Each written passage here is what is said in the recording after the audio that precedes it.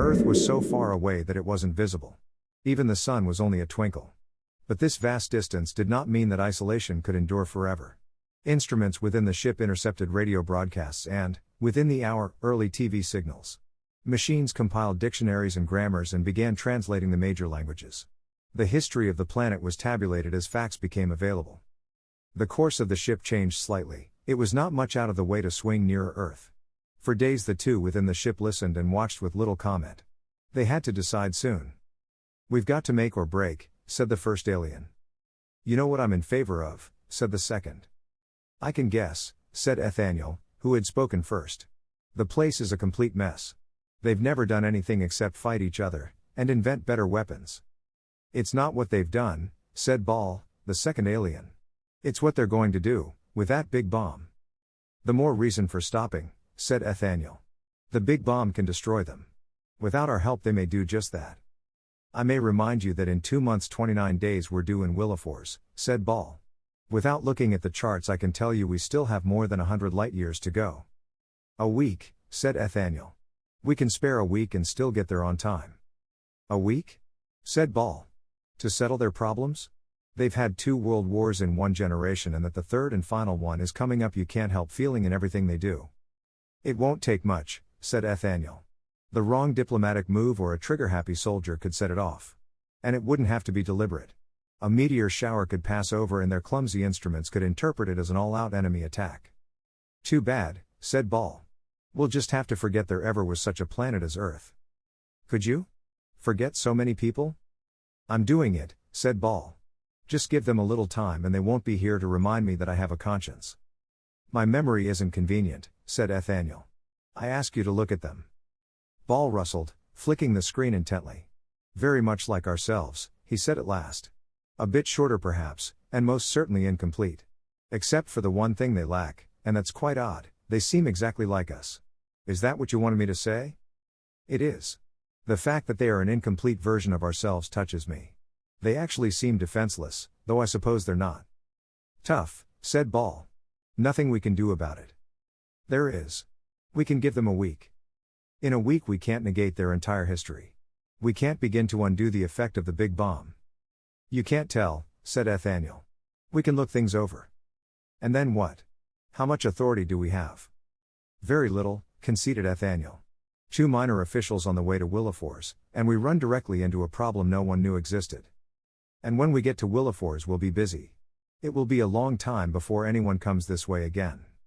A very long time. There's nothing in this region of space our people want," said Nathaniel. "And how long can Earth last? 10 years? Even 10 months? The tension is building by the hour." "What can I say?" said Ball. "I suppose we can stop and look them over. We're not committing ourselves by looking." They went much closer to Earth, not intending to commit themselves. For a day they circled the planet, avoiding radar detection, which for them was not difficult, testing and sampling. Finally Nathaniel looked up from the monitor screen. "Any conclusions?" "What's there to think? It's worse than I imagined." "In what way?" "Well, we knew they had the big bomb. Atmospheric analysis showed that as far away as we were." "I know. We also knew they could deliver the big bomb, presumably by some sort of aircraft." "That was almost a certainty. They'd have no use for the big bomb without aircraft. What's worse is that I now find they also have missiles, range 1,000 miles and upward. They either have or are near a primitive form of space travel." "Bad," said Nathaniel. "Sitting there, wondering when it's going to hit them. Nervousness could set it off." "It could, and the missiles make it worse," said Ball. "What did you find out at your end?" "Nothing worthwhile. I was looking at the people while you were investigating their weapons." "You must think something." "I wish I knew what to think. There's so little time," Nathaniel said. "Language isn't the difficulty. Our machines translate their languages easily and I've taken a cram course in 2 or 3 of them. But that's not enough, looking at a few plays, listening to advertisements, music, and news bulletins. I should go down and live among them, read books, talk to scholars, work with them, play. You could do that and you'd really get to know them. But that takes time, and we don't have it." "I realize that." "A flat yes or no," said Ball. "No. We can't help them," said Nathaniel. "There is nothing we can do for them. But we have to try." "Sure, I knew it before we started," said Ball. It's happened before. We take the trouble to find out what a people are like, and when we can't help them we feel bad. It's going to be that way again. He rose and stretched. Well, give me an hour to think of some way of going at it. It was longer than that before they met again. In the meantime the ship moved much closer to Earth. They no longer needed instruments to see it. The planet revolved outside the vision ports. The southern plains were green, coursed with rivers, the oceans were blue, and much of the northern hemisphere was glistening white. Ragged clouds covered the pole, and a dirty pall spread over the mid-regions of the north. I haven't thought of anything brilliant, said Nathaniel. Nor I, said Ball. We're going to have to go down there cold. And it will be cold. Yes, it's their winter. I did have an idea, said Ball. What about going down as supernatural beings? Hardly, said Nathaniel. 100 years ago it might have worked. Today they have satellites. They are not primitives. I suppose you're right, said Ball. I did think we ought to take advantage of our physical differences. If we could, I'd be all for it. But these people are rough and desperate. They wouldn't be fooled by anything that crude. Well, you're calling it, said Ball. All right, said Nathaniel. You take one side and I the other.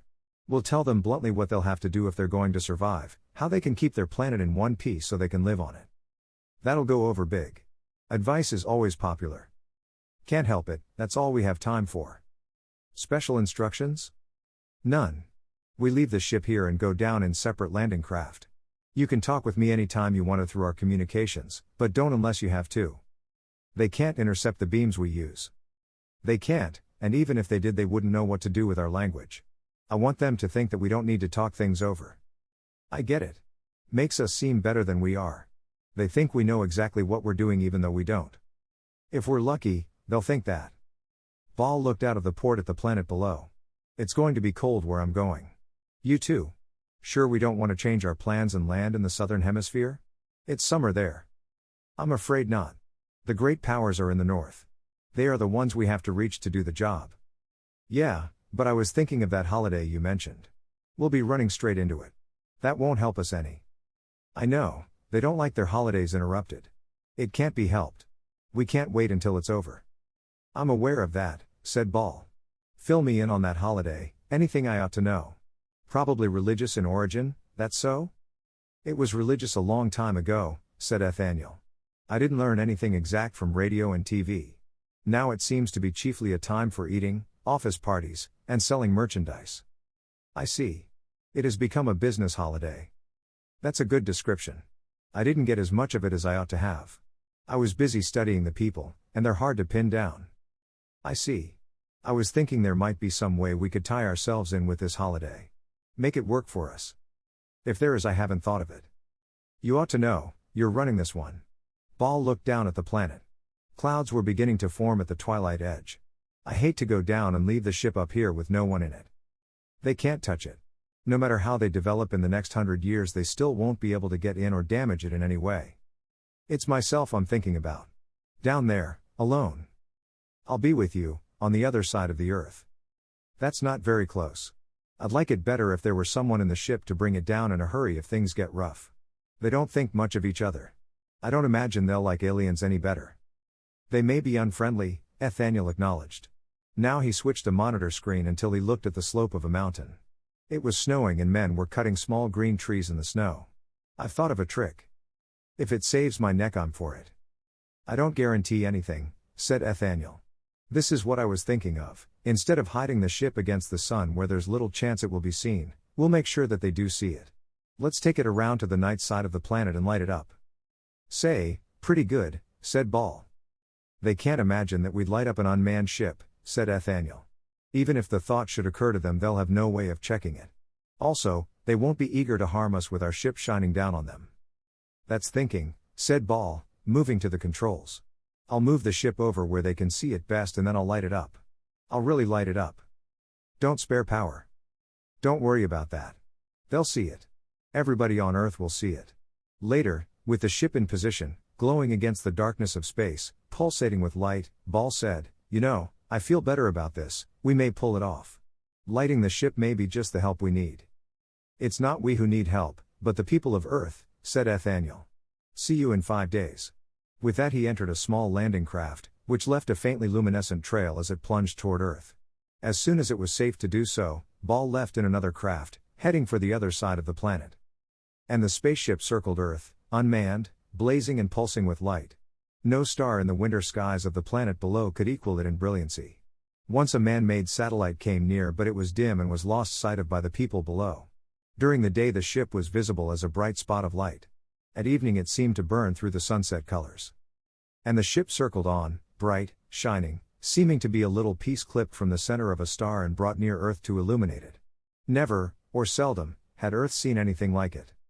In 5 days the two small landing craft that had left it arched up from Earth and joined the orbit of the large ship. The two small craft slid inside the large one and doors closed behind them. In a short time the aliens met again. "We did it," said Ball exultantly as he came in. "I don't know how we did it and I thought we were going to fail, but at the last minute they came through." Nathaniel smiled. "I'm tired," he said, rustling. "Me too, but mostly I'm cold," said Ball, shivering. "Snow. Nothing but snow wherever I went. Miserable climate. And yet you had me go out walking after that first day." "From my own experience it seemed to be a good idea," said Nathaniel. "If I went out walking one day I noticed that the next day the officials were much more cooperative. If it worked for me I thought it might help you." "It did. I don't know why, but it did," said Ball. "Anyway, this agreement they made isn't the best, but I think it will keep them from destroying themselves." "It's as much as we can expect," said Nathaniel. "They may have small wars after this, but never the big one. In 50 or 100 years we can come back and see how much they've learned." "I'm not sure I want to," said Ball. "Say, what's an angel?" "Why?" "When I went out walking, people stopped to look. Some knelt in the snow and called me an angel." "Something like that happened to me," said Nathaniel. "I didn't get it, but I didn't let it upset me," said Ball.